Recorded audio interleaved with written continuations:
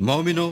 جب تم آپس میں کسی میعاد معین کے لیے قرض کا معاملہ کرنے لگو تو اس کو لکھ لیا کرو، اور لکھنے والا تم میں کسی کا نقصان نہ کرے بلکہ انصاف سے لکھے، نیز لکھنے والا جیسا اللہ نے اسے سکھایا ہے لکھنے سے انکار بھی نہ کرے، اور دستاویز لکھ دے، اور جو شخص قرض لے وہی دستاویز کا مضمون بول کر لکھوائے، اور اللہ سے کہ اس کا مالک ہے خوف کرے، اور زر قرض میں سے کچھ کم نہ لکھوائے۔ اور اگر قرض لینے والا بے عقل یا ضعیف ہو یا مضمون لکھوانے کی قابلیت نہ رکھتا ہو تو جو اس کا ولی ہو وہ انصاف کے ساتھ مضمون لکھوائے، اور اپنے میں سے 2 مردوں کو ایسے معاملے کے لیے گواہ کر لیا کرو،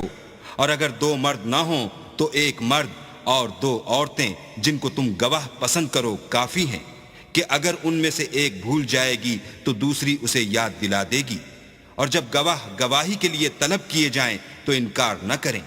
اور قرض تھوڑا ہو یا بہت اس کے دستاویز کے لکھنے لکھانے میں کاہلی نہ کرنا، یہ بات اللہ کے نزدیک نہایت قرین انصاف ہے، اور شہادت کے لیے بھی یہ بہت درست طریقہ ہے، اس سے تم کو کسی طرح کا شک و شبہ بھی نہیں پڑے گا۔ ہاں اگر سودا دست بدست ہو جو تم آپس میں لیتے دیتے ہو تو اگر ایسے معاملے کی دستاویز نہ لکھو تو تم پر کچھ گناہ نہیں، اور جب خرید و فروخت کیا کرو تو بھی گواہ کر لیا کرو،